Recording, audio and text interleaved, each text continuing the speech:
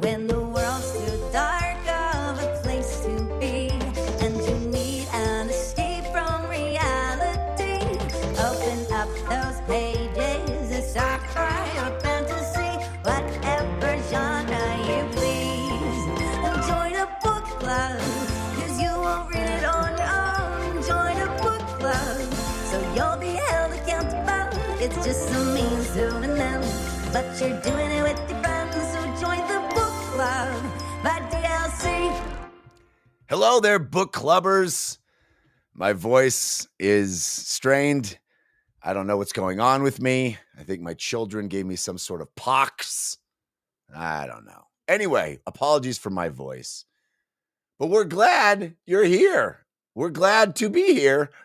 It sounds like I'm in agony. I'm not. I'm happy to be here as well. I'm Jeff Kanata. I'm here with Lana Bachynski, who's coming to us from a remote location. Yes, I'm here in LA, and my voice is also less good. We're gonna have a real, feels like radio show after dark DLC. Yeah. Oh yeah.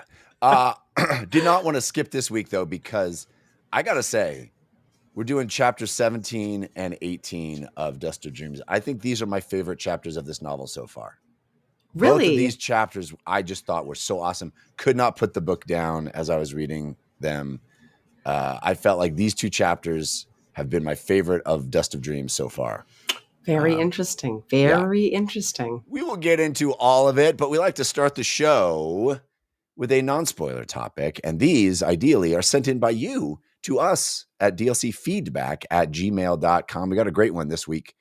Comes from Steve. Steve from New Zealand. Steve says, hi, Jeff and Lana. This book club has become such a wonderful ritual over the last almost 2.5 years, and reading this incredible series along with you has been such a joy. I'm another one of the listeners who never would have read these books were it not for this group, and has become one of my very favorite reading experiences. It's a remarkable thing, all of this. Boy, you said it, Steve. I agree with that. Remarkable. I have a non-spoiler topic suggestion. The Humble Coffee Table Book. Looking over at my table right now, I could see a couple of photography books, a DK Lego book, a National Geographic, a large hardcover Calvin and Hobbes, and a delightful golden book of movie limericks, copies of which are still available to purchase online through blackwells.co.uk if people are interested.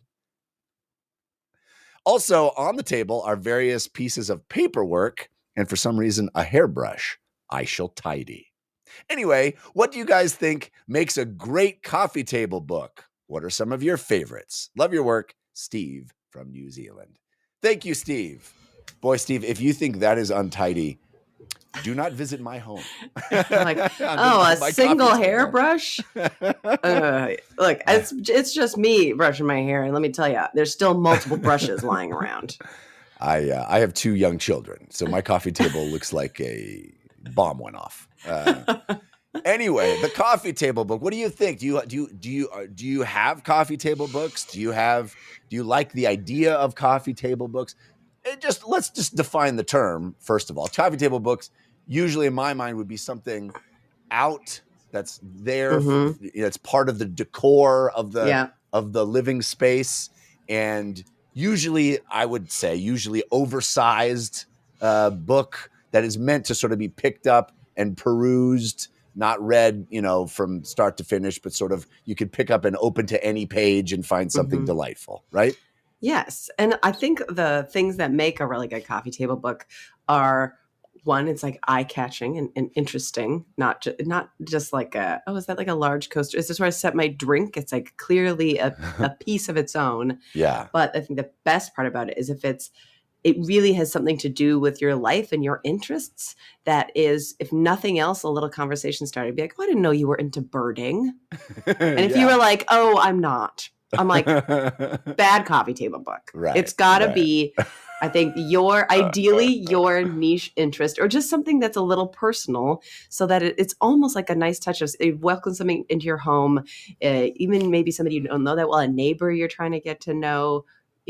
Perhaps you started a book club and you have a couple, strangers over, friends of friends. Something that can help people get to know you, I think, makes a really, really sweet spot for a coffee table book. And for me, I will say I don't have hobby coffee table books, but I do love a photo album.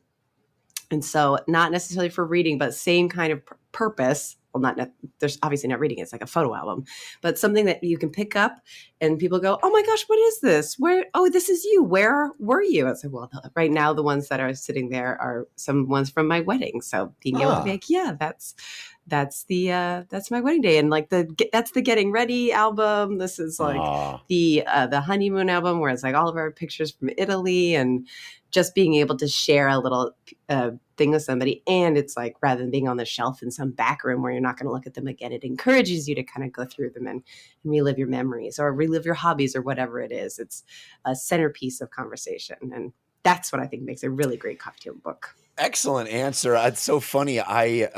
We also have a coffee table book of our wedding, and I was going to ask you if you thought that was too forward or somehow too self-centered. I don't know, but I love that you're doing it as well. My opinion is, we spent an inordinate amount of money for these photos on our wedding, and they came out great. And we also spent a ridiculous sum on this book. Like the photographer, you sell you the book, and the book is like hundreds of dollars. It's just insane. And it's like, well, I'm going to put that out. I'm not going to keep that away. And these were, we got married in Italy. So our pictures are like, pretty cool. So, but I always wonder if it's like, is that a little too? Well, it only is if you're like, welcome. Did you see the photos from my wedding yet? But I feel like that would be. Feel free to pass it around. Exactly. But I mean, I feel the same way if it's your book about birding. You sit down and be like, did you see the birding book? I'd be like, I don't care about your hobbies that much. The point is, it's like an opt-in engage. And even if somebody's like, oh, that's interesting, and then they shut the book again, I'm not going to be like, check page 20. I just let it be. But usually I would say, have you seen the blue-tailed warbler? Yeah. Usually in my experience, people come in and they go, oh my gosh, I haven't seen these. That's so cool. And they get excited to take a little glimpse into, how'd you do your party? What party did you put on over here? Or even like, oh, I was there. I want to see. Warbler, that's your wife. And I'm like, you're looking at the wrong book. Blue-tailed warbler. I hardly know her. My wife also for a while was doing. She stopped, and I really wish she hadn't. But she was doing this service, and I'm not going to be able to tell you what it is. But there's a website that does this service where they will take you. I think they can scrape your Instagram, or you can just give them photos, and they were like not coffee table size books, but like more like trade. Like almost like little paperback, but they're hardback, but they're little, and they were just each month of the year, photos, just photos. And so we had a bunch from when our kids were little, and so we have those out too. But we have I have a couple of traditional coffee table books. In fact, our common friend Danish Syed gifted my wife a coffee table book when he stayed here with us. All of us went to go see Bruce Springsteen in Colorado. He flew in and we all went and saw it. And he got us a Bruce Springsteen coffee table book. And it's awesome. And my wife is a huge Springsteen fan. So we have that. And I just got a brand new coffee table book for my birthday. I just had a birthday last week. And my wife got me the coolest coffee table book. This is something I saw an Instagram ad for. And I mentioned, I think this would be cool. I don't know if you've heard of this thing. It's called The Book, and it's supposed to be a complete guide to rebuilding civilization should we need to. Oh, okay. It's awesome. It's all illustrated. It's all it looks like almost like Leonardo da Vinci illustrations, or like almost like architectural illustrations where you can it'll see X-ray vision into the object, so you see layers of it. And it's all the stuff we need. There's it's huge, and it's got categories for like everything from how to build a fire to how to make a flying zeppelin. It's got like how to navigate by the stars, how to what is edible food, edible plants and non-edible. It's like the conceit is like all of the essential knowledge you need, but it's beautifully illustrated. I mean, it's just like a showpiece, but it's really also interesting. Mhm. So I just got that for my birthday like a week ago, and I'm Yep. really excited to put that on the old coffee table. Very cool. Also, quick aside, we at the end of the last show, I meant to wish you an early birthday. And at this show now is going to wait and then give you a late birthday, but I just got to do the pause and say happy belated birthday, Oh, Jeff thank you. Kanata, and everybody out there. Wish this guy a happy birthday. It was so delightful to be able to sort of see you on the reg every week. And sorry, I didn't wish you the public happy birthday earlier and had the call to action of celebrating you, Jeff Kanata, and having your birth in this world makes my world a better place. That's very kind of you to say. I did not bring it up for that purpose. I know you didn't, but I was thinking about it. Now I'm like, now it's going to look later like I'm just guilty. I appreciate it. That's very sweet of you. Anyway, so yeah, I like a coffee. I love a coffee table book. My wife has we have another room that's like we call it the music room, but it's not. That's a much grander name than it needs. It's like a little side, when you walk into our house, there's like a little side area, and we have a little table there, and she has like an architectural book, and she got this really cool thing that I love. I don't know why I love it so much, but it's a little stand that is in the shape of a V. So you put the book in it and you open the book. So the book is like sitting open. Like what would be in like a mage's tower. That's right. Yes. It's our Necronomicon is grandly displayed.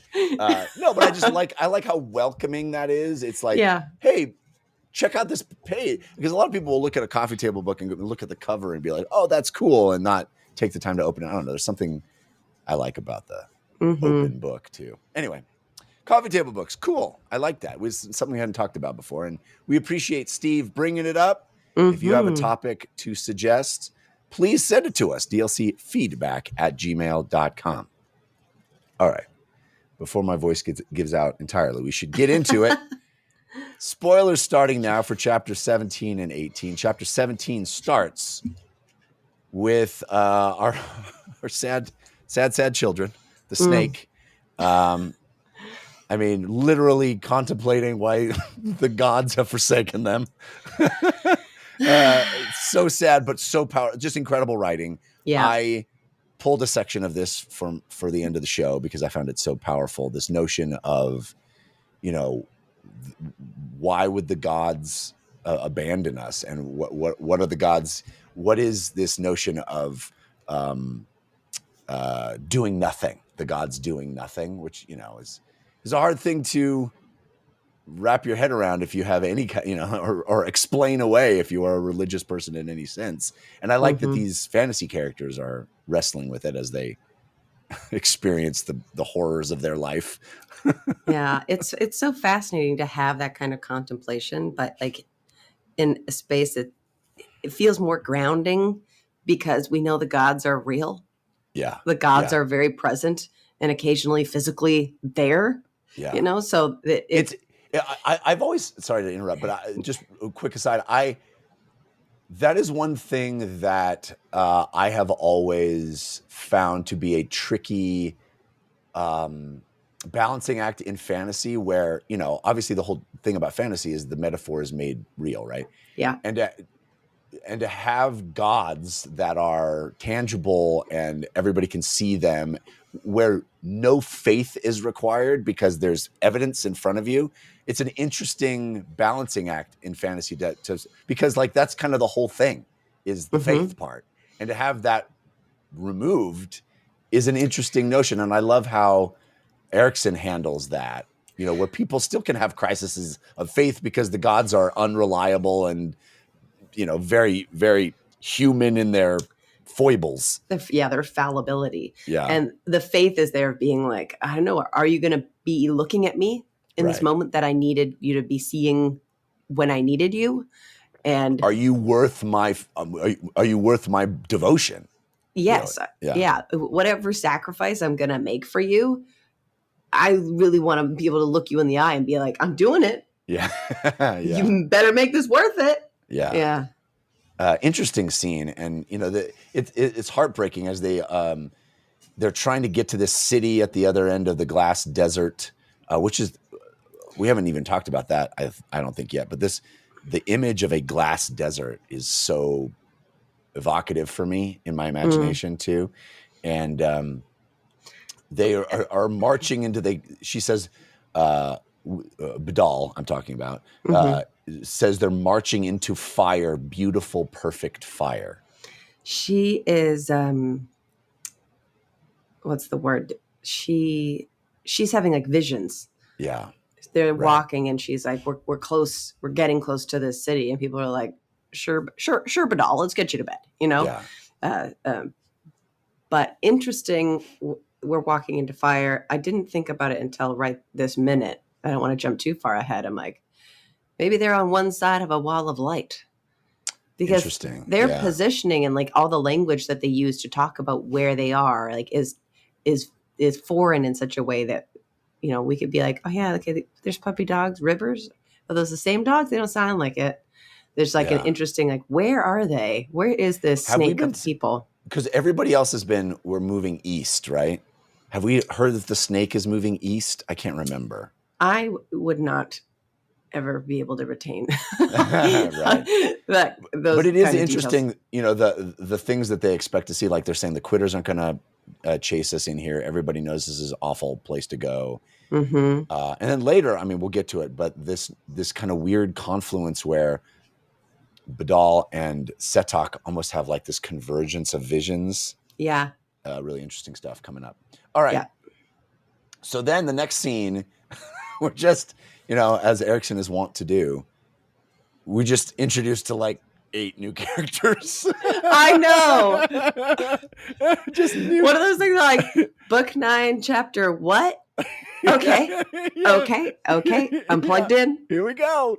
A bunch of new Talana Moss that have risen from death, and not super awesome death. Pretty ignoble death. Just being crushed by a sheet of ice, evidently, is how they went down. Brutal.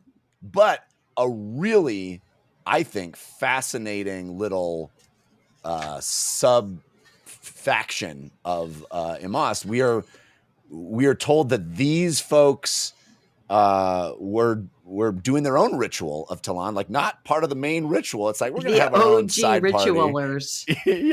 yeah. We're just having a side party. It's adjacent to your party, not the same party, but same theme.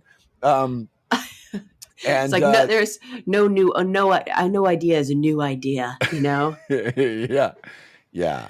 And so they, I guess, failed to do it and just got crushed by a sheet of ice. But now they have been brought back, and there's it seems to me there's some disagreement as to who brought them back. Some people think it's Olar Ethel. Others think it's our buddy Tool that brought them back. So I don't think there's clarity as to who is actually responsible for their resurrection here. Well, I felt like they were confused, but I felt confident that it was Tool.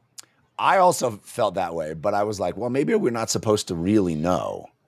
But they're arguing about it a little bit. But it's cool. I mean, obviously, he's so good at bringing these characters in and like giving them all sort of fleshed out lives and opinions, and it's like 8 people, and they all have nuance to them. It's just it's impressive, and immediately I'm like intrigued by these Talana Moss. Are these going to be Tool's army to strike down? They say they are going to war, right? So it feels like Tool's. I have a new people thing to kill. Yeah. The other piece about it, where we're like, oh, there's like another ritual. They weren't all a part of that, right? Only some of them were. And then I'm not going to get the one person's name who sort of comes in later and is like, well, I'm going to go shuffle over here. People are like, what's your deal? Yeah. You look like us, but are also not. And she's like, well, have I got news for you? It's Bitter Spring, I think. Bitter Spring. And then she has like a couple other people that are of the word that I'm not going to remember, Imas. There's like another tribe name or another word for it that they use. S, I think. Yeah. Right here. Interesting. Mm-hmm. Yeah, Bitter Spring. In the next scene, she, she is. They're all sort of musing about this justice and the meaning of legacy. Life is done, but lessons remain. Excuse me. Interesting stuff. I don't know where they're headed, but I feel like this feels to me like Tool's army. And we shall find out. Did you have like the? Go ahead. Sorry. I was saying, in fact, later when the S hits the F, I thought it was going to be these folks, but I'm not certain it is anymore. Anyway, there's something about their names that I'm trying to. There's Bitter Spring and her two pals that I'm not going to remember. Brolos Haran. Yeah. I was like, oh, good. Brolos? What's up, Brolos? I was like, what's that? I think his name Brolin and Handar. I'm like, there's like another name that will obviously slip out of my head. There's something about the connection of their names where she's like, I'm Bitter Spring and this is this person, this is this person. Where their names felt really connected to something, but I'm going to stop talking because I'm not going to get it right now. I'll put it in Discord later if I think of it. Yeah. Knife Drip is one of their names. Yeah. Knife Drip. Call me Knife. What does your name mean? Means Knife Drip. And they're like, okay, Knife Drip. Anyway. All right. So then we are back to the kids, Setok and Tool's kids. And Talk is leading them away. He is like, hey, there's some Talana Moss that just got risen, I guess. And there's talk about the wolves, because it's, Setok is there. Sorry. Yes, Setok and Tool's children are walking. We've reunited. We have that little subgroup now that is like, trying to get away. Yeah, and Talk has been like guiding them, and then also being like BRB, and like piecing out for long chunks of time. And I think while we're with them right now, not coming back? He's been gone for like a couple days, and they're like, right, we don't even know if we're safe here. Well, we only really feel safe with him. This scene, he's still there because he talks about the woman that he knew that could flatten the city with raising her eyebrow, which I think is Lady Envy. Yeah. And then Setok at the end is like, what if I raise my eyebrow? Can I do that? Yeah. Let me try to raise my eyebrow. Yeah. Interesting. Yeah. Yes, but you're right. Then he like pieces out, and the next scene he goes and meets up with the 14 Jaghut, who fought the Kachain Shamale, and that's such an interesting scene. It almost plays comedically. It does, and comedically, and like from Talk's perspective, just like so annoying. Yeah. Everything they say, they're like, you're like, stop that. Stop that. I find them kind of funny, but they're like, hey, we need something to kill. You got anything to kill? And he's like, no, but what about the Talana Moss? And they're like, oh yeah, oh man, it's gonna feel like nostalgia when we're killing those. They're like, they're killing each other. Remember the good old days, But them just like laughing and almost being like, y'all, you're like leaning into your brand of being like weird tyrants, of you're just like prowling around looking for something to kill. That doesn't. But there's something about the interaction where Talk seems so serious and wanting to get to the bottom of something, and picturing those guys just being like, like every 2 seconds. Yeah. And it's like kind of like a mania. Doesn't he register that while he's talking with them, like they're laughing, or maybe it cuts internally to them, but like they're laughing because they just have been dead and cold for so long that they just haven't expressed anything. And so it is more like a mania of feeling feelings than it is a normal thing. And to me reading it, they read as comedic in the sense that talks like, stop it. But there's an eeriness about why are you doing that? Yeah. Why are you laughing this much? Yeah. It's nothing funny is happening. There's an interest to it there. Yeah, totally. Anyway, Talk then finds an the AYIE. Reminds him of Baljog. I was like, whoa, that's a name we haven't heard in 5 books at least. Yeah, but he doesn't just find it. He's like, okay, I talked to these Jaghuts. Time to go back to camp and check on the kiddos. And in the meantime, the one kiddo has like summoned it out of dirt. Right. Yes. Which is like, that seems powerful.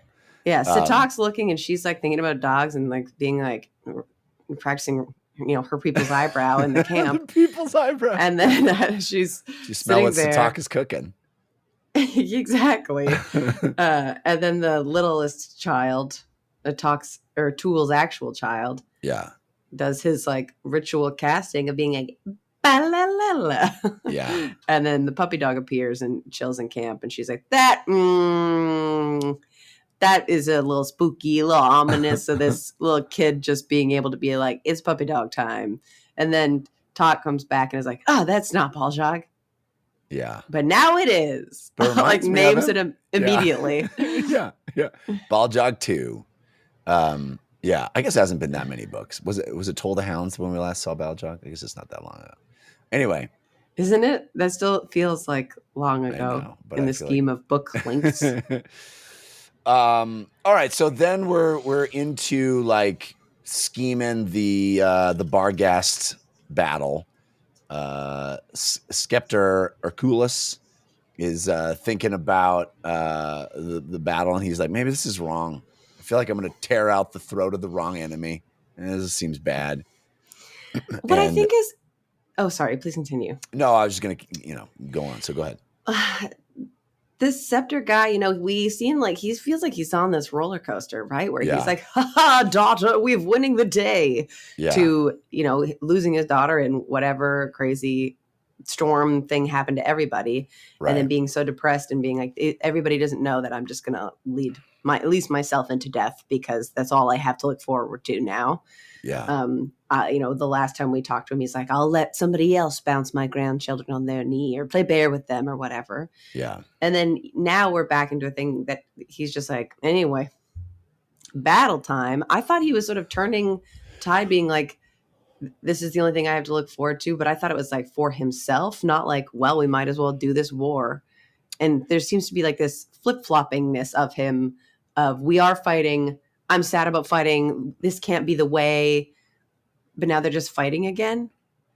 Do you know what I mean? Yeah, it feels to me, the sense that I got over a number of characters is that it feels like we're just on the cusp of somebody doing the right thing and nobody can quite do it. It's like that, what's that internet meme of like, you're so close? Where somebody will like retweet somebody's thing and be like, "You're so close, so close to getting it." Yeah.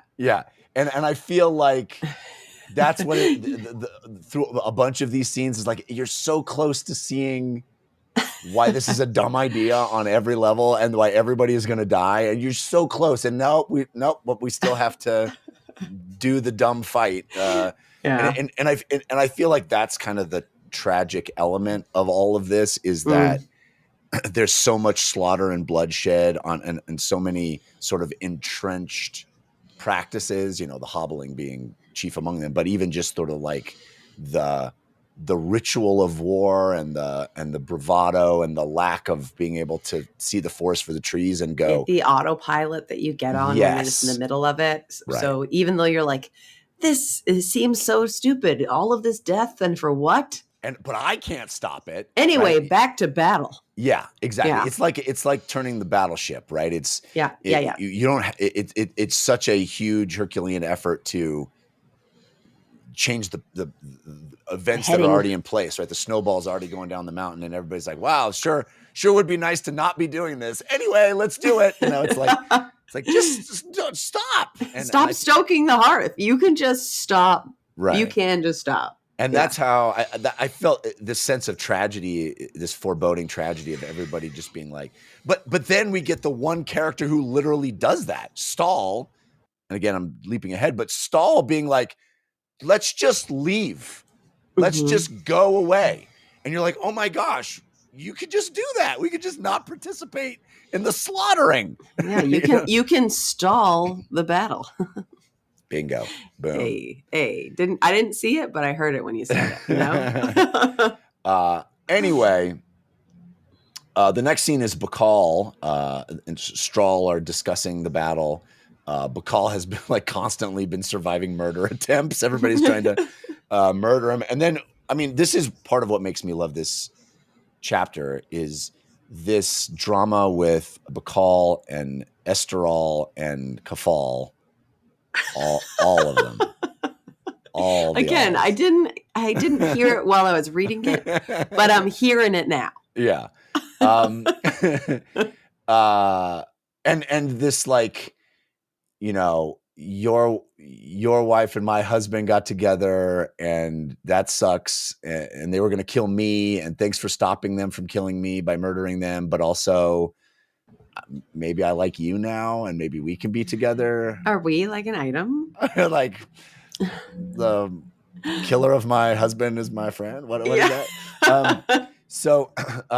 But this again, tragedy of all of it. Anyway, so let's step through it. So Bacall is like, hey, Esterol, you will be one of the very few women who is guarding Hitan tonight. Can I count on you to help me out? And she's like, maybe. If you ask nicely. Do you like me though? Or? Yeah. And he's like, okay, all you got to do is get Hitan outside of camp because there's going to be Kafal's going to be waiting for her there, and we're going to get her out of here. And she's like, Hitan's already dead. She's dead inside. He's like, shut up. I don't care. It's important to me. We have to do this. And he's like, her brother is a healer.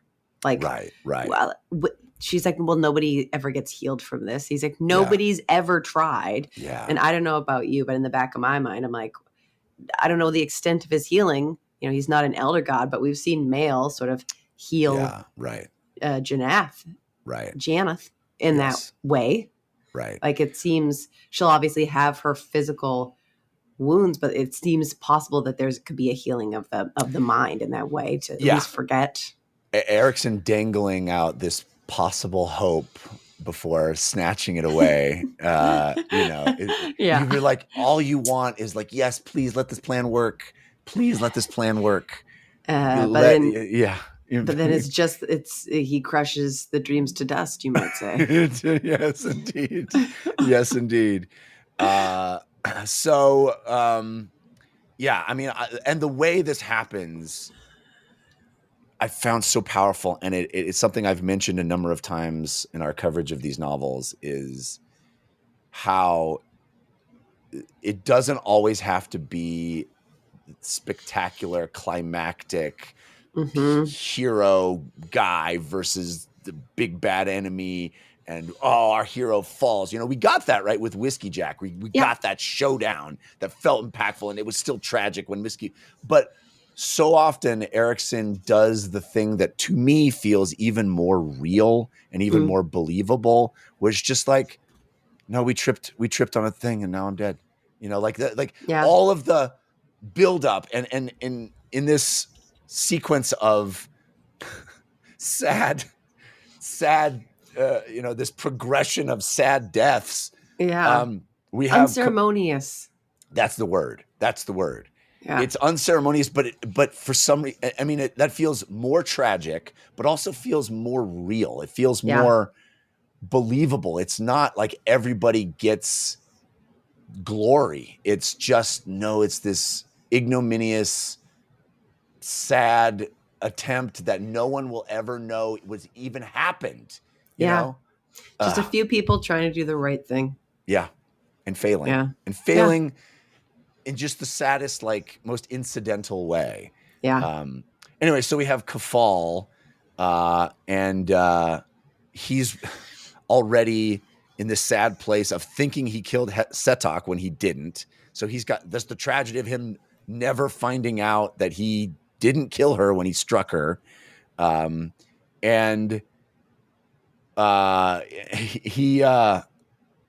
is he the one that dies first? I don't. No. Yes, he is the one that dies first, right? He dies. He's like waiting. He's like in position. Oh no, he dies last. Yeah, right. Yeah. So first we get Esterol leading Hetton out. She's doing her part. She's got it. She's scared. She knows they could possibly catch her at any time. The sadness starts of her walking over to Hetton, and it was the women were, I guess, not supposed to be guarding her anymore because she's already broken. Yeah, I forgot about this part. This awful and part. The kids are there, and they're like, she's like, the kids love feeding her. It's like entertaining to see if they can get her to eat food. And she gets there, and they've like taken like the goat crap. Yeah. And are trying to feed her that instead. Feeding her feces. There's feces like on her mouth. It's just so foul and heart-wrenching. Yeah. Like just the depravity and like the complete lack of conscience. Children doing it. Ugh. And children doing it because, and it's one of those things that's like, well, the kids are doing this because you know that everybody is just like, yeah, this is like the target for your malice. It's okay to have this as an outlet. Yeah. It is culturally approved that we can just treat this human being like garbage. What then the interest of it is everybody actually does get mad at the children and they're like, no, that's the line. And it's like, that's the line? Yeah. Worse has been done objectively, and yet it's still like, it's just the bow on top of the misery. The line of like, oh, none of the men would want to take her if she smells like poop. Yeah. It's like, ugh.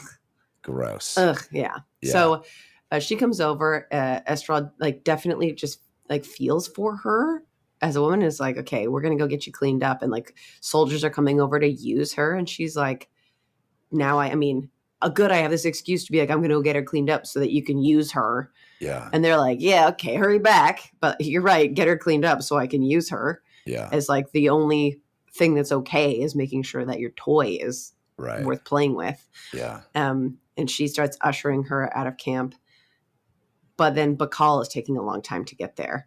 And it's sort of like this, everybody's on edge trying to do this covert thing to get Hetton to Kafal waiting in the wings. But nobody sort of has the resolve to like see it through in a way. But it wouldn't have mattered anyway. Well, we have like 3 chances, right? Because Bakal, he's just like being awesome. Like, this is the plan. Awesome plan. I'm going to save her. We're going to get her out. He goes, okay, there's 3 guards. Boom, boom, boom. Takes one out with a spear, I think, or something from afar. Then runs up and stab. Oh, that guy turns and stabs him in the chest.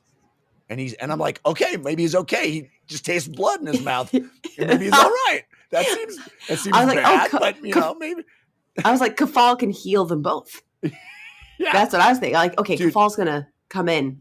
The entire progression of this is just me going like, okay, well, this is still salvageable because we can still do this. Winnable. This is still winnable, boys. Winnable. That's right. We can lock in. Let's just lock in. And then, and then Bakal, has this beautiful sequence of him, dying and thinking back to his, his childhood and all that. It's just like beautiful death, but his lungs all fill up with blood, and you're like, oh, well, damn it. Bakal's out of the picture. All right, we're still doable. Kafal is plan B. We got this. Kafal, buddy, you can do this. And then he literally is killed by people he was helping out. Yeah, like he was literally like wishing them well and like, yeah, I hope those Acroni are actually do good because I hate my own people. So like, go Acroni, go. And the scouts are like, oh, we killed him. Was he spying on us? I don't know. He was kind of facing the wrong direction. Anyway, we killed him. Bye. And I was like, another totally ignominious, incidental, just like tragic death. And I was like, oh no. Okay. All right. Well, her saviors are both dead. Estrenal has, run back to trying to not be seen as having done anything. Like no shade to her. Like you got to do that. You can't get and caught. And she ran in and she saw Bacall was killed. And she's like, okay, I'm just going to try and slip in. It's a bummer because they know that they saw me with her last. And she like slips into the camp and she's like, it's too late. Everybody is looking. And as she sees somebody spot her, it's clear that they're not going to ask her questions. Yeah. And so just to like try like her last Hail words, Mary, basically being like, I will still take the blame for this, so they are distracted by me, and they maybe don't go try and find Hitan before she can get to her brother. She's like, I saw Bacall using her, and I killed him, and I would do it again. Like I killed them both, and she just is like yelling lies the last second. But because she's been giving doe eyes at Bacall for so long, everybody's like, I knew you had a crush on him, and just like takes it at face value, but kills her. And then cut to Hitan sort of crawling through the slowly freezing. It's getting colder and colder and colder. And I'm like, okay, all right. Well, it's on you, Hitan. You can do this. She's still going to be okay. She's going to come to. The Jaghuts are going to find her. And there's like, she's still alive. And then it's like, no, she curls up. She's so sad, so in pain, so used up in every sense of her physical and emotional capacity, and dying 10 feet from her brother from freezing and dying in the night. So tragic, so beautifully tragic, I would say.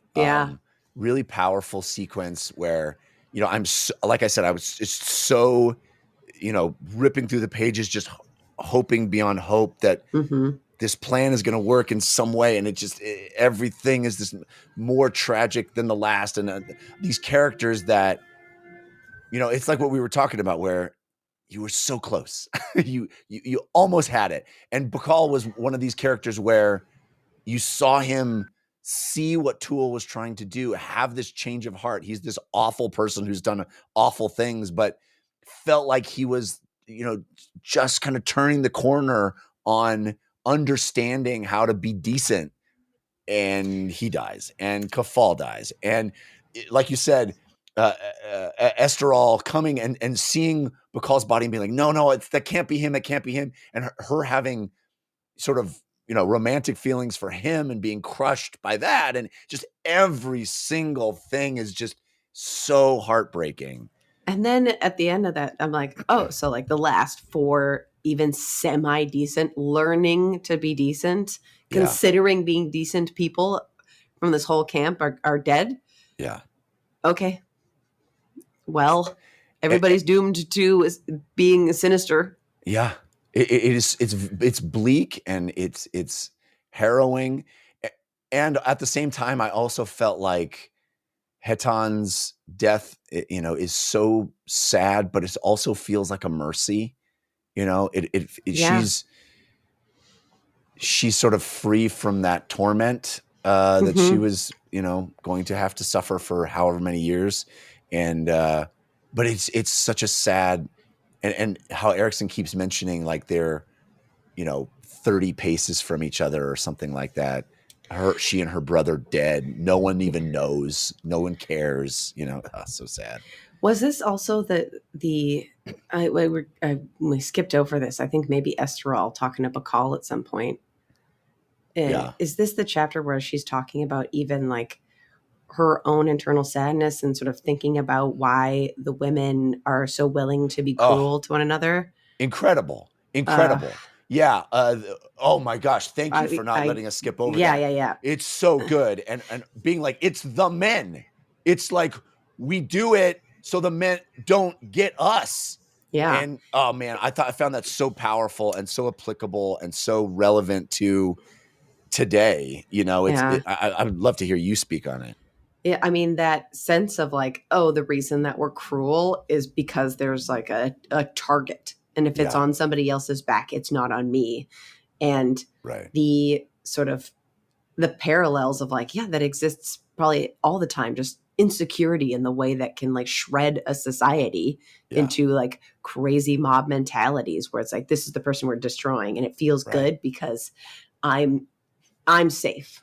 Right. And the extremeness of this, I mean, not even that extreme, just like the realities of like where in the world, like how extreme it can be. Right. In this case, it's like, oh, there's a woman here that can be physically used and raped. We can keep her prepared and we can keep her alive so that she continues to be the thing. And otherwise people are going to be looking to their wives, who a lot of the time, this ain't a happy marriage. This is the men coming back from some raucous battle and being like, my turn to abuse you. Right. They had like a word for it that was specifically like the men like riling each other up to go have like violent sexual relationships with their wives and other women, or even just beating them. Not even just like she says something about, you know, we show up in the morning with a bloody lip and a black eye, and it's like, oh. And the men are like, you got her, you did it. They like gas each other up about it. And it's that society of fear and just everything. It's if they're looking at you, they're not looking at me. That's right. Very powerful. And it oh man, it feels so relevant. Yeah. I don't know if I want to, you know, but this like, oh, the boys will be boys mentality. Yes. And it's really, let's lay the blame at the women because boys will be boys. And it's like, man, it's so disturbing and so foul. And she is so right on to like, you know, present it that way. I'm so glad you brought that up because I would have been mad if we'd skipped over it. I found that to be really powerful stuff. And like that, I mean, that was one of the things that I think in that conversation with Bacall, where he's like suggesting niceness. Yeah. She kind of like gets into this space because being like niceness, but then I will also be on the side of the hobbled. I will be in the space where I am now vulnerable in a way that I do not want to be. Yeah. And this, you know, and this refrain that we hear from men, it's like, well, hey, women, why are you so mean to each other? It's like, you don't understand. You set the tone, and we are just trying to keep our heads above water. We're trying to survive here. Right. And even like the, you know, people who would be truly sociopathic or truly sadistic, like in reveling in that, it's still because they were witness to a society where that was the only option. Right. Yeah. Incredible. All right. So the last scene of the chapter is Badal like having this vision and telling Sadik, I held her broken soul in my hands as Rut holds held. But she also says she sees a door opening, which is like, what is that? Yeah. And again, this is probably just because I'm thinking about the end of the chapter and trying to like make any kind of like just neurons firing. I'm like, we got a lot of people sort of stepping through doors. A lot of doors, a lot of gates. A lot of, you know, faces behind a veil that are trapped, not trapped. Yeah. Hot back there. Yeah. I found that chapter awesome. And I think I'm glad that we sort of processed chapter 15 and discussed it sort of isolated from chapter 17. Yeah. But I also think they work in tandem, right? One, like this is, you know, if you read chapter 15 without chapter 17, I think you can not get the full picture of what Erikson is trying to do with the hobbling and with Hatan. And it really is, I think, the full ramifications of what that is to this society, to this people. Having Esterol give that speech, having her perspective on display in the novel, I think is essential. Like it adds that element of, you know, this is not gratuitous. This has a purpose, and here's the purpose, why it has to be in this novel.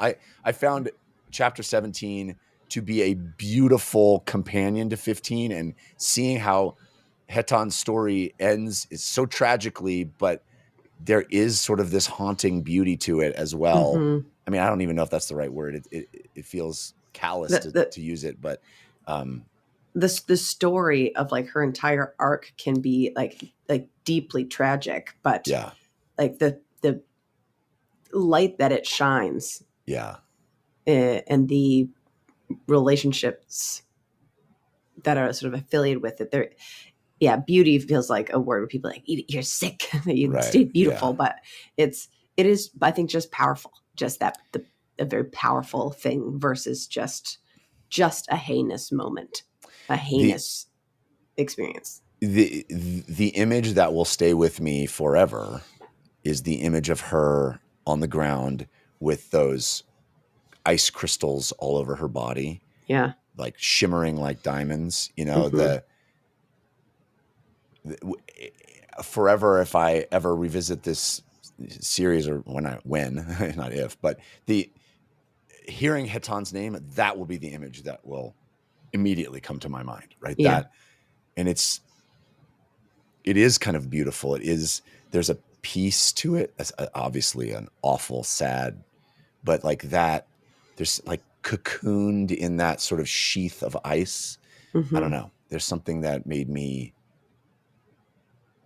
I mean, it's evocative. It's powerful. Yeah. Yeah. All right. Chapter 18.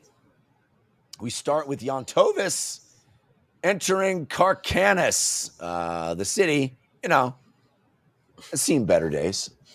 We'll say that. It's dead. But you know, her brother's like, hey, maybe this could be our house now. Do we live here now? Is this where we live? Squatters' rights? Was our old home? Could it be our new home? And Yontovis is like, this place sucks. We're not going to live here.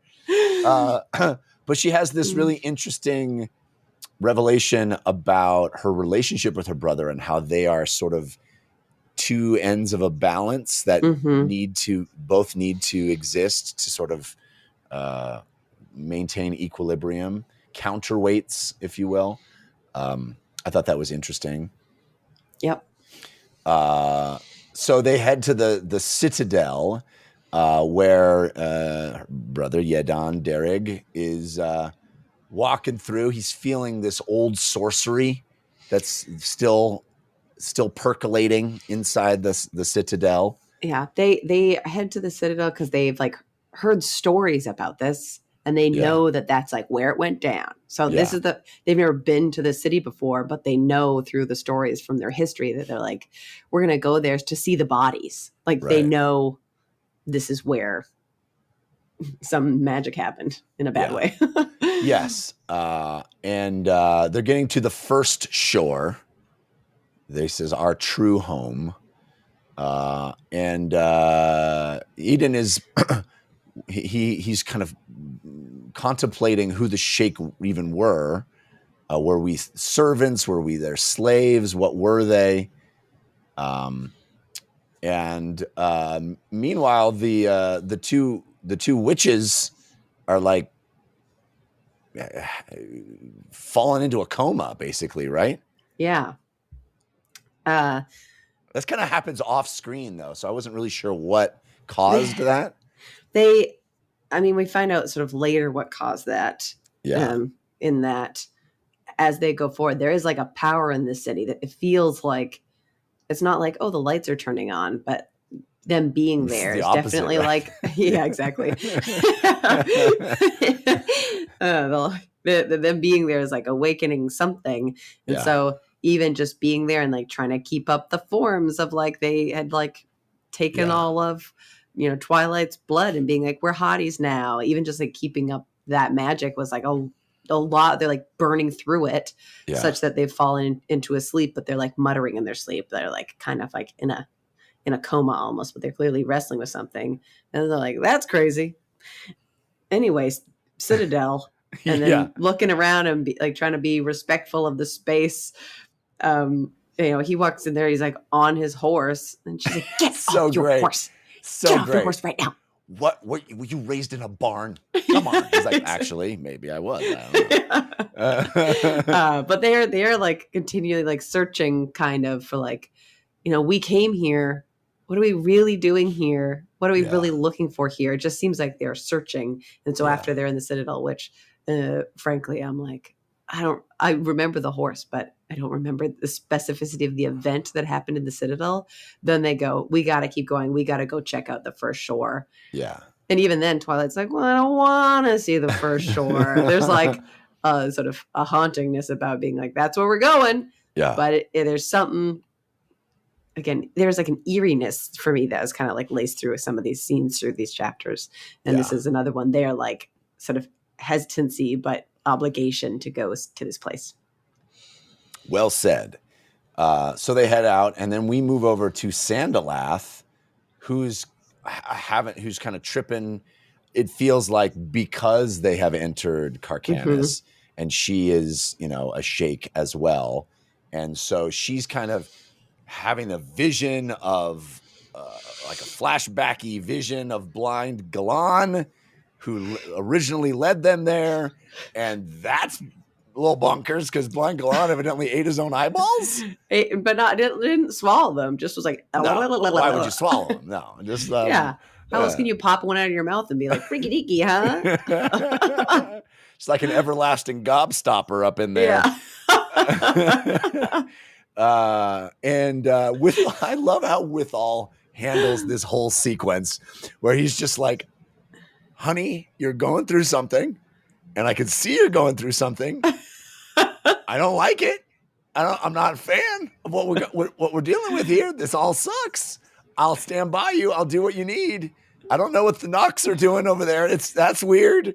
They're digging. This is super weird. He's just like not into it at all. But like, I'm gonna be a good husband, and I'm gonna stand by you. Whatever you need, I'm here for. But also like, sure wish I didn't have to be doing this right now. Yeah, it feels like the weight of the existential crises of the world is upon those around him, and he's like, yes, dear. yeah, it's great. I love him. So our little cheat sheet here, the reactors reread, mentions that some of the stuff that we're getting into with all the Sheikh and Carcanis is basically the Forge of Darkness prequel trilogy. Like, so a lot of it's not going to make sense unless you have read that. Gotcha. But she's basically saying over and over, what's broken cannot be mended. You broke us. And she just kind of has this refrain of like, you broke us, you broke us. I don't know if she's talking to Galan or somebody else. I assume that she's talking to, now getting to the end of these chapters, I assume that she's talking to Mother Dark. Yeah. And she's sleeping when she's doing this. And with all she's like having okay? And she's like, I'm fine. Yeah. I'm awake. I wasn't even sleeping. Runs out, right? Yeah.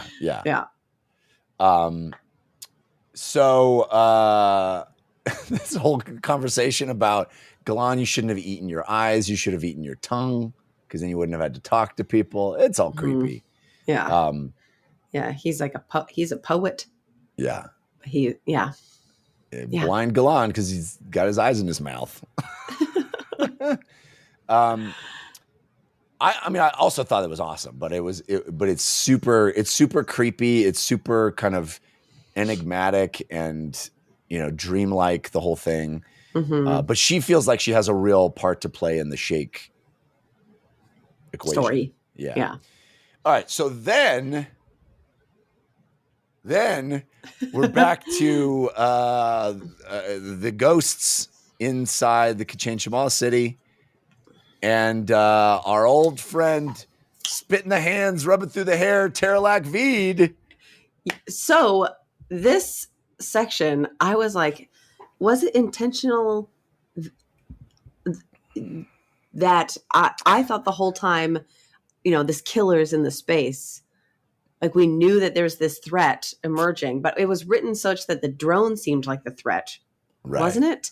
And then being like, it's got two knives, and you're like, oh, it could change them all. That's what. Right. I think it was intentionally misleading. Yes. Because then when the drone showed up, it's like, yeah, they're going to kill the drone. If they did kill the drone, everything's over. And then the drone showed up and was like, "Rrr," and they're like, left it alone. Yeah. Just doing my job. Yeah. And I was like, oh, I guess everything is fine. And then it's like, the killer's here. And I was like, oh, should I have registered that there was 2 threats? Or was it intentionally? Well, so it seemed like it was the drone, or it could change them all.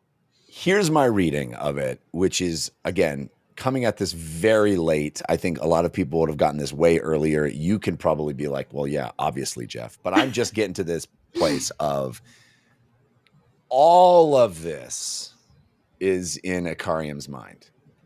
All of this is him dealing with his own inner turmoil. And the entire point of chapter 18, or, much of chapter 18, is Icarium sort of like killing off all these split personalities that of all the people that he's killed or caused whatever to, he was a catalyst to their death. Yeah, right. Yes. He was projecting his own psychoses into their identities and playing out in his own mind this war of his own uncertainties, and Terralac Veed is just another aspect of it that doesn't really exist, but is him sort of eliminating all of those different facets to sort of coalesce himself back into himself. Even Terralac Veed being, sort of a nightmare from his life, in that he like swapped himself out for Sweetie Pie Mappo. And has like haunted him as this thing where he's like, you're a killer. You're going to go into this arena. You're a killer. Right. And that's why you're here, kind of thing. So, and knowing that Terralac Veed is a killer, like sort of leveraging that personality to do the dirty work of what he needs to do. I think that I sort of went back and forth between that read that you just said. Overall, it's like, oh, he's just using this as like, it's his own metaphor. It's a metaphor for himself. But I also think that because all these people did literally die, I don't know if he actually met all these people, but he's like a semi-godlike kind of being. But it could be that, their spirits were like loose when they all died. And then he actually is using it and leveraging Terralac Veed still in that way. But literally, it's like a literal thing where he's stealing their lives in order to infuse his and become whole. I could see it being the metaphor, but I could also see it being he's leveraging their souls in some way to as metaphysical. Like it's not like, but it has like a bit more of a concrete effect of him stepping forward to take his throne. Pretty sick. It is pretty sick. I mean, by the way we end with that is rad.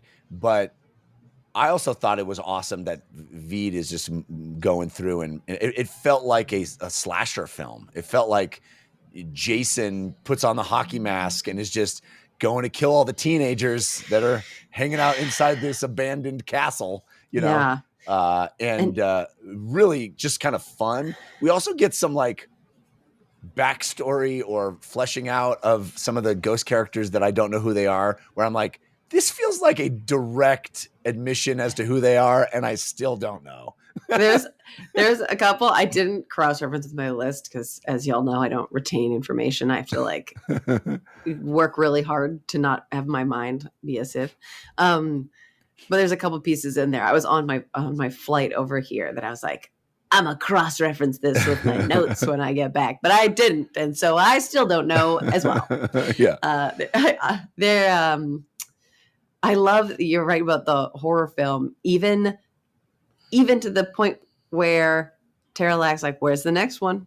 Lead the way. That's and Icarium's like, no, I have to go save them. I have to go warn them, though. I'm just going to run ahead, but don't follow me. I don't want to show you where they are, but I have to find them so I can warn them about you. That's so good. It was so funny. Yeah, I also smirked at that where he's like, I got to get to them first. And he's like, thank you. I will follow you. Yeah, so you brought me here, dude. Yeah. You literally summoned me to do this. Yeah, very funny. All right, but then we take a little sojourn over to Torrent, who is with Olar Ethel, And she's like, hey, guess what I'm doing? Feeding your hate, making you hate more. It's kind of my thing. By the way, there is a cut. I'm sure I'm wrong about this. Everyone will correct me. But there is a cut between two scenes. I don't think it's right here. Maybe it is. Anyway, where there is a cut from it's like, is Mother Dark back? And then it cuts to Olar Ethel walked forward. And I was like, is Olar Ethel Mother Dark? She's everything She's to everything. everyone. Yeah. I know what cut you're talking about, but the only reason I didn't feel that way is because, and this is where I'm going to be like, well, that was Mother Shadow or something. Didn't we literally see Mother Dark be like, what's up, Animander? Nice to see you, buddy boy. And they like had a moment. And so it's like, I guess Olar Ethel could be everything, could have been, doing some kind of astral projection into that space, whatever it is. I think I'm wrong. But it was cool I remember reading that cut and being like, is this intentional? Yeah. All right. So then, again, this is another gate opening where she's like, I feel the gate is opening. So there's lots of doors and gates. We don't know exactly which one do you think that she's talking about? I assume the one that's in the first shore. Yes, the one that's going to get them to Carcanis. Yeah, I think she's headed there too. Yeah, I think it's all going down at Carcanis I think that's where. Although, is that the city that's past the wasteland? No, I don't think so. It's like in another realm. So I don't think it's going down in Carcanis, but I think that that Carcanis is like a catalyst to other people being able to break through in whatever way, obviously. All right. So then we're back to the kids who are, as you had said, the talk has been missing for a long time. They're like, well, he went east. I guess we should go east. Let's go east. What could possibly be bad in the east? We got this dog now. People love dogs. Yeah. Let's just go. It's awesome. It's going to be great. It's going to be great. Talk will be there. It'll be great. So no more danger could possibly await us there. Yeah. So then the battle between the Acronine and the Barghast full on begins. And clouds are moving in. And at first I was like, is this our Forkula sail clouds from before that obliterated everybody? Like, didn't y'all just do this? You got to wait for a clear day, folks. Seriously. Is anybody looking up? But I do believe it are different, also bad, but different clouds. Yeah, I have different, also bad clouds. Yeah. And I think this is when Strahl is like, screw this. I am out of here.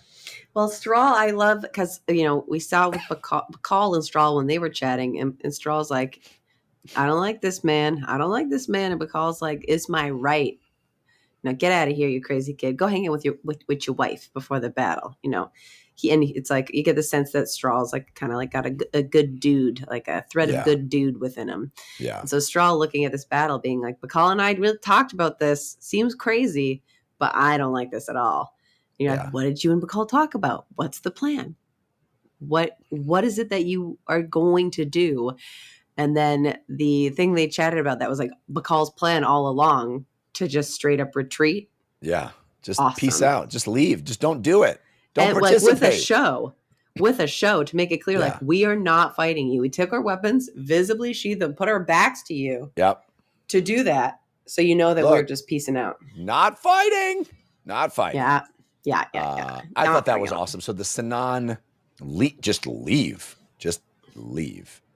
Which is what Onos Talon wanted to do from the beginning, is just like, hey, guys, what if we just don't fight, though?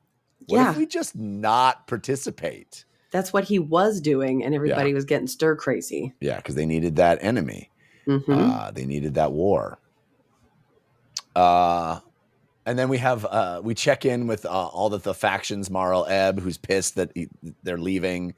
Urkelos is like, that seems pretty smart, actually. Yeah. He's like, I'm into that.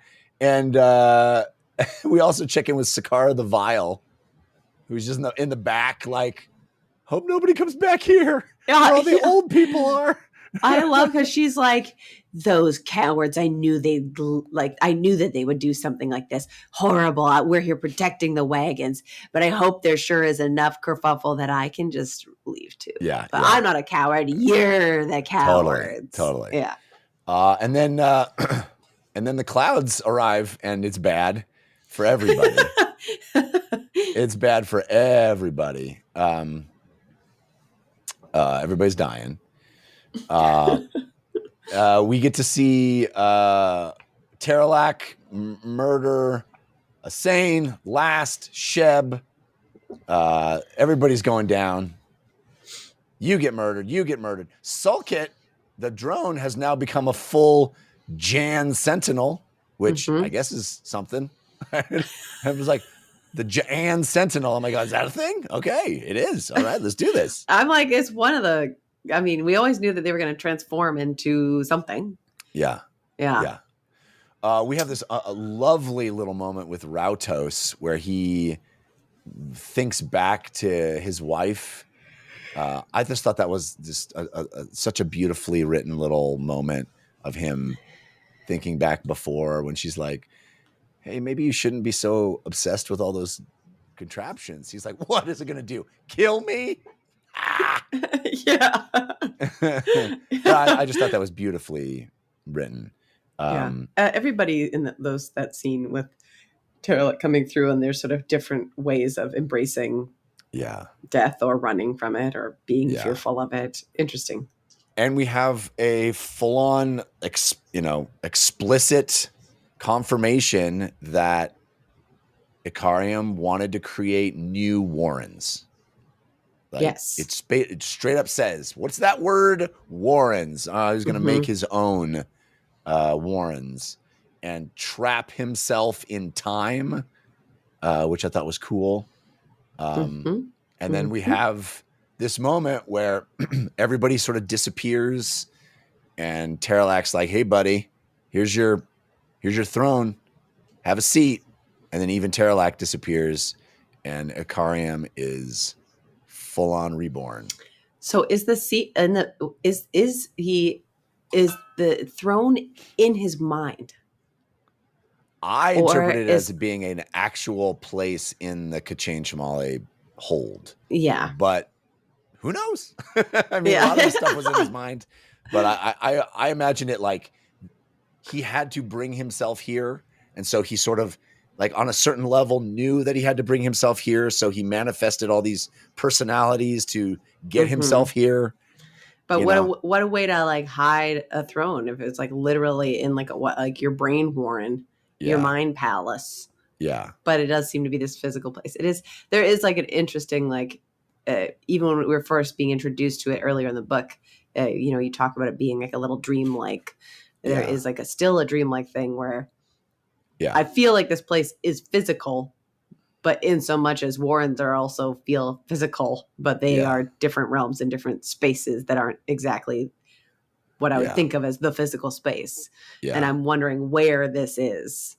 And I still feel a little displaced in that way. It's a wild, certainly a wild narrative flourish that flourish is the wrong word. What's the risk? I don't know. A tight wire act that Erikson does with all of this Icarium stuff. And I'm wondering now that we're sort of, it seems to me at the end of it, where it seems like now we're just going to have Icarium as Icarium, whatever he does next, he's whole. The ghosts have been vanquished. His sort of split personalities have coalesced into one. But is he like in the building in Lethoris? Or is he in his own brain? Be, but I'm curious what you think of the entire conceit that Erikson used throughout this novel to express that journey with the ghost and the other people and all. I mean, it's such a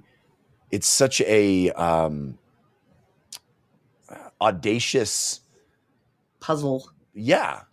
I mean, he really asks a lot of the reader to go along with this and be in the dark, no pun intended, to be, in sort of, I've felt, I think, very untethered with all those, but it's like intentional because that's how That's how Icarium Icarium feels. Yeah. I think that's one of the things when, when we start one of these books, people will be like, oh, this is a book that I had, frustrations with, or this is a book that is not on the top of my tier list or whatever. Yeah. It makes me be like, oh, I could see why, depending on what your expectations were coming into the book and what you were looking for from this book that is so close to the climax of this series, the finale of this series, that you could be like, I came for one thing and I got another. Yeah. But I feel like if there's one thing I've learned, and just again, like I feel like reading this with you, I'm like, no matter what, I'm along for the ride. Yeah. And so I feel like because my expectations are that I'm going to be here and we're going to talk about it and I'm going to enjoy that, I almost don't think that deeply about it, that deeply, shallowly about it, I guess. I'm not like, did I like it or not like it? I'm like, yeah, it's interesting. And it's with characters I like. There's like a puzzle presented that I'm like, I'm going to figure out who these guys are. They're like things that really bring me through it in ways that I genuinely enjoy. But I wonder if I was just shredding through this series and I was looking for the end of the story, would I be like having as good of a time? I don't know. It's interesting.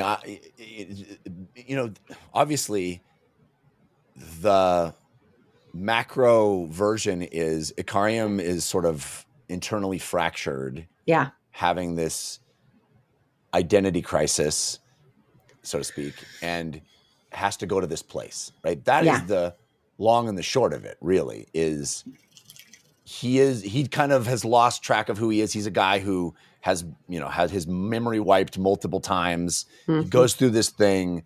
He kind of has encountered all these people on a metaphysical level, and his mind is fractured, and he's kind of trying to deal with his own identity and where he is and who he is and what he is. Yeah. What are his memories? Like, is this part of reclaiming them? Yeah. And so there's a bunch of different ways an author can express that.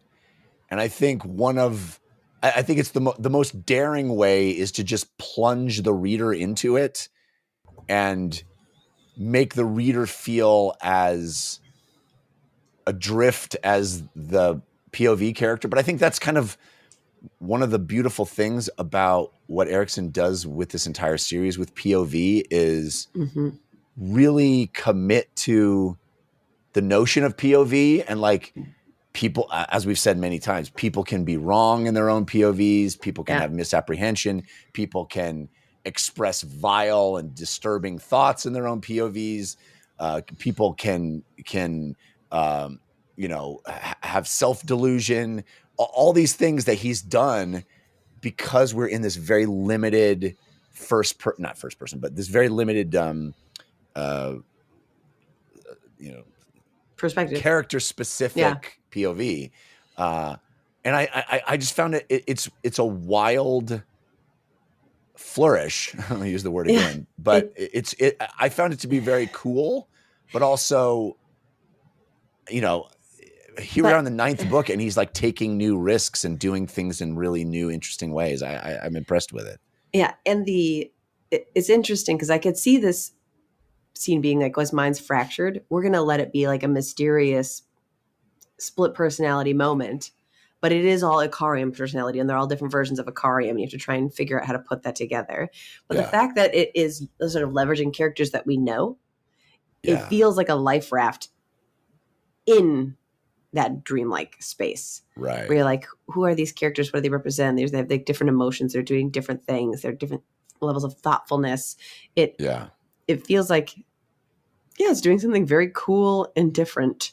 Well, there's an inversion, right? Because they are the quote unquote ghosts, right? And he is the not ghost, and yet he is referred to as the ghost, and they appear to be the real people who are really experiencing something. But like, if we think about like what you're saying about how, Icarium's mind has been fractured. Icarium's mind has been fractured the entire time that we've known him. He doesn't have any memories and he's not allowed to have them. Right. Like I can picture a scene I can just picture doing this as like, these were 8 more random characters or whatever, but they're all Icarium. And I feel like that would have left me feeling adrift. Yeah. And this, it's like, I do feel adrift in that, like there's a mystery here. Right.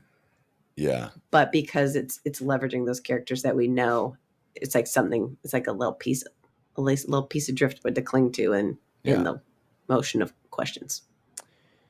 Well, speaking of Oceans and intense informational expression, we had our next scene is Jan Tovis and Yidden at the first shore. And there's a lot, a lot of which I'm sure I don't get. Again, what I'm reading here is that like there's 3 other books that are basically filling in the gaps here, but this felt like one of those rare moments in this series where we're getting a lot of the connective tissue. Yeah. With Mother Dark, Father Light, the relationship between the Andi and the Leosin and the Sheikh, and how what shadow is in relation to light and dark. I found this all very thrilling to read, but I'm certain I did not grok it all completely. I was the same way. I actually started reading that last section, this section of the book, and I was like kind of tired. And I was like, I read a couple pages of it, and for the first time in a long time, I went, "Nah, we're just going to go back to the start of the section, and when I'm conscious, I will read it." But right now, I'm like just like 10% too sleepy, and it felt like I was like, I have no idea what's happening. So this section, go ahead. Like very cool. The brother and sister, Eden and Jan are making their way to the first shore. There is a power emanating that as they're leaving sort of the city, moving past the city into this space, they're like, it's so hard. It's like making them physically ill. They're like, like headaches, and they're bleeding from their eyes and noses and just trying to push through. And they're like, it's crazy. We should turn back. And then Jan, who seems to know everything for whatever reason, is like, that's actually where it's coming from. So we don't want to go back. We have to keep going. It'll only get easier once we get going, or once we get further away. And as they sort of approach the shore, I mean, does it all happen in this one scene, or it dips away and then it returns to them? I believe it all happens in this one scene. Yeah. They get to the beach, and Twilight, touches the sand, and it's like, she's like, I don't even want to look at the first shore. I don't even want to imagine what that is. But she touches the sand, and she's like, oh, it's so light and airy. And then her brother's like, it's actually bones. And she's like, I know that. There's like a funny sibling sort of snapping at each other. Then looking up into what the first shore is. It is that meeting of darkness and light. It is that first shore is that shadow, is the core shadow that comes at the end, where there is these two pieces and that barrier between them. She looks up, and it's the ocean, not like a flat horizon, but like a vertical horizon. And the waves are waves of light crashing down to hit against the bones where they're of this previous battle, where they were obligated to like hold fast here, where they basically were wiped out. Like they were attacked. Like shadow was attacked by light and dark at the same time on either side. Like it's so incredibly cool. But the notion that the Sheikh were like the dominant, they were shadow ruled, and both sides were like, no, screw that, we're attacking you, and they wiped them almost completely out. So there's very few of them left. And this notion of Twilight being that intersection point, that overlap of the Venn diagram, I found to be very cool. Yeah, I agree. And the relationship between Mother Dark and Father Light, and what happened. And then this this person, and she's like, well, wasn't the Idur? Like, aren't they the shadow people? And he's like, they're like our offspring, basically. They're not even the real shadow people. The Sheikh were the shadow people. And we get this name Scar Bendaris, which I'm like, Scabendari? Yeah, same. Sounds like Scabendari to me. Mm-hmm. A real Iskar Jarak situation. Yes, exactly. So basically like reordered the world and like put things on different islands, breaking apart into different realities almost. Just awesome. Is it like a different take of like the splitting of that one Warren? They went in Warrens in a way here too, where like there's something greedy and it's one of those things where I'm like, I feel like I don't even want to try to verbally break it down with you, being like, yeah, we all know that the important thing happens is who comes next. Yeah. Don't tell us what matters. Yeah. What the most pertinent parts are to this story that is present in these 10 books. Right. Will come. And I'm like, if there's a bunch of things that are feeding from other novels where a lot of this would have a lot more clarity, I'm like, okay. That's fine. Right. That's fine. That's fine. The cool part that I think is important for what's to come is Silchus Ruin had a sword that was rad, that broke but can heal itself, which is awesome. And he's like, wait, what do you do with it? And she's like, I don't know. He probably threw it in the water. And he's like, in the water? Let's go look for it. Let's go. She's like, you're going to look for the sword in the water right now? Yeah. Is that what you're doing? Really? Well, he put threw the sword in the ground, and then some other person came and was like, took it and threw it. It's broken. I don't need this, but it's such an awesome sword that it will heal itself. Yeah. So then we find out that Mother Dark is back. This is that cut where it says Mother Dark has fully returned, and then cut to Olar Ethel. I'm like, that felt interesting, but I don't think it's true. So that just to put the button on that, this feeling the witch is passed out, them bleeding, it's Mother Dark sort of piercing through whatever veil she was behind, because I thought her and Animander had done something to stop other bad things from happening in the previous book. So wherever she's coming from, she gone. She gone from there and is here now. Yeah. And Olar Ethel is wondering what the errant is going to do.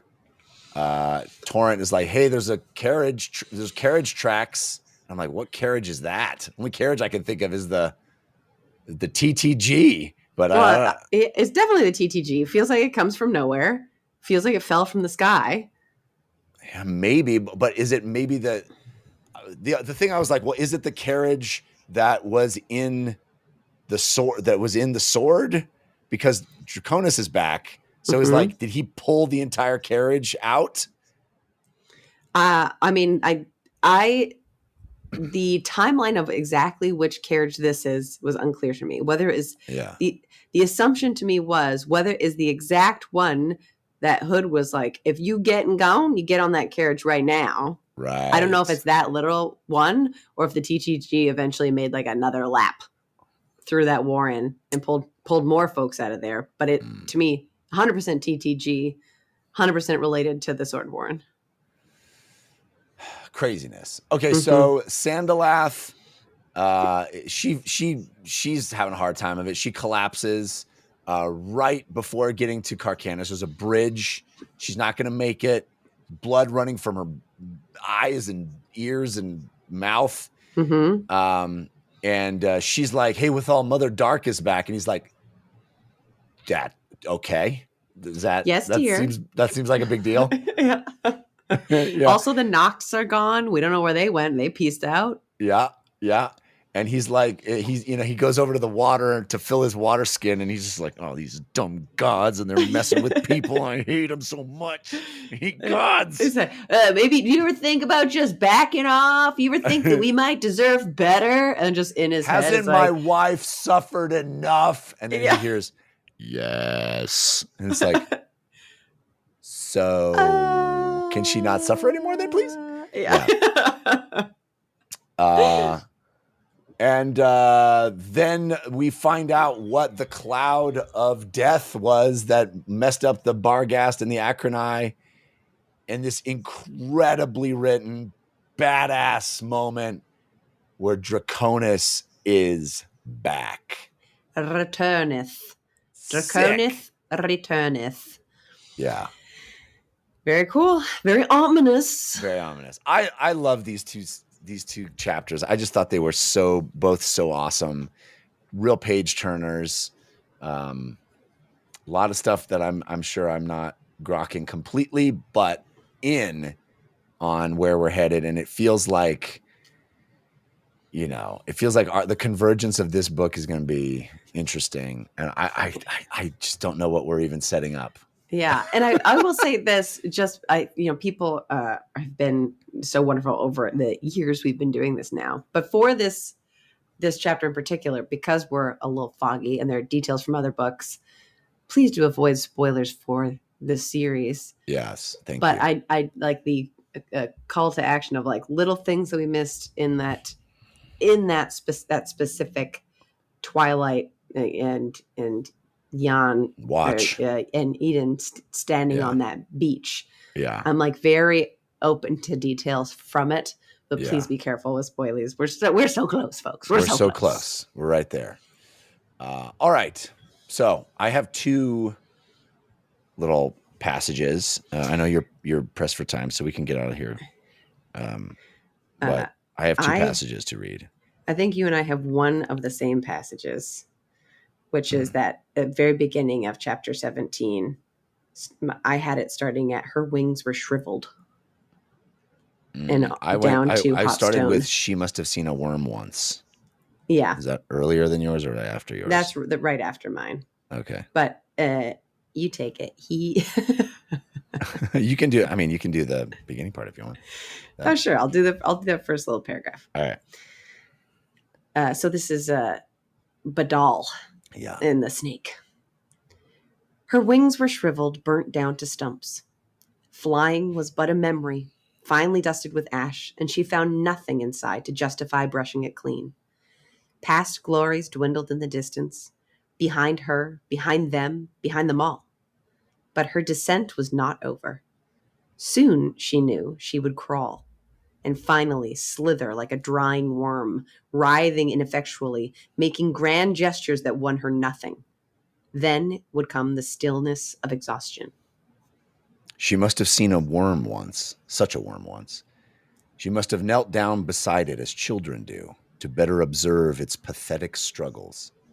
Dragged up from its dark, comforting world by some cruel beak, perhaps, and then lost on the fly, striking a hard and unyielding surface, a flagstone, yes, one making up the winding path in the garden. Injured, blind in the blazing sunlight, it could only pray to whatever gods it wanted to exist.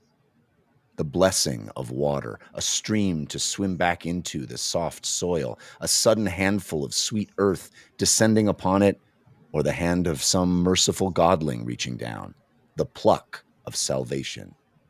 She had watched it struggle. She was certain she had, but she could not recall if she had done anything other than watch. Children understood at a very young age that doing nothing was an expression of power. Doing nothing was a choice swollen with omnipotence. It was, in fact, godly. And this, she now realized, was the reason why the gods did nothing. Proof of their omniscience.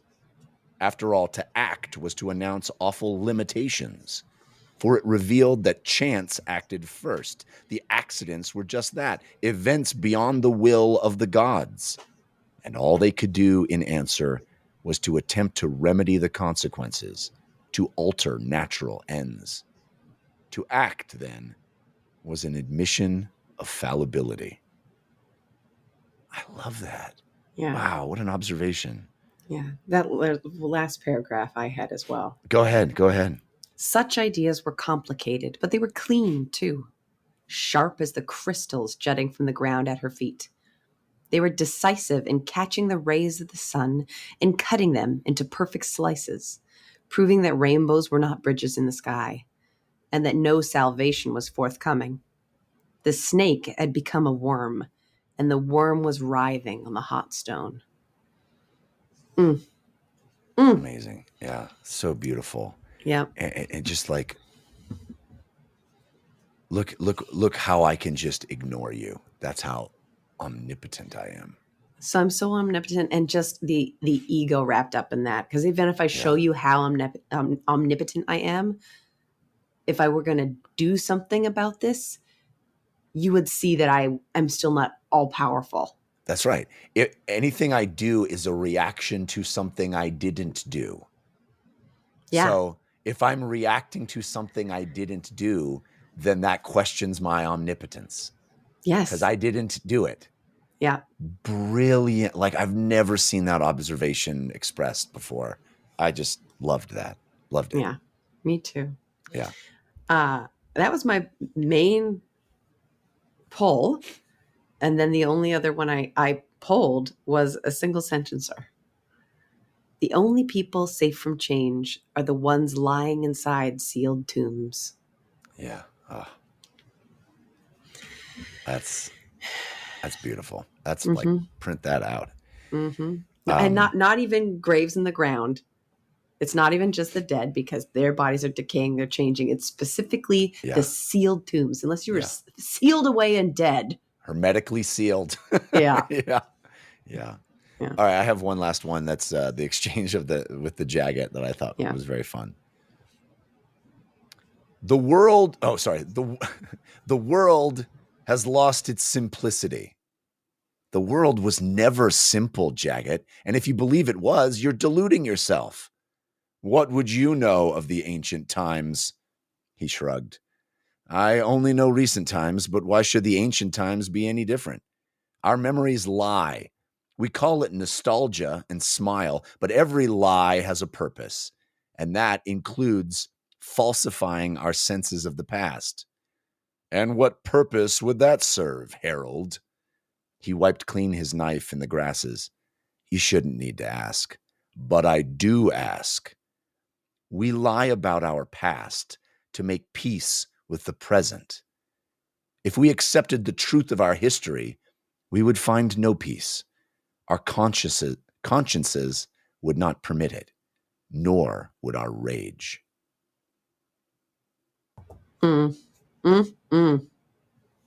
So good. We lie to ourselves just to get through the day. Yeah. Love it. Good stuff. Yeah. Book good. All right, folks. 2 more chapters next week. We appreciate ya. Keep sending in those topics. We love them. dlcfeedback@gmail.com. Hope you have a lovely week. Keep dancing. When the world's too dark of a place to be, and you need an escape from reality, open up those pages, it's sci-fi or fantasy, whatever genre you please. And join a book club, 'cause you won't read it on your own. Join a book club, so you'll be held accountable. It's just a means to an end, but you're doing it with your friends, so join the book club.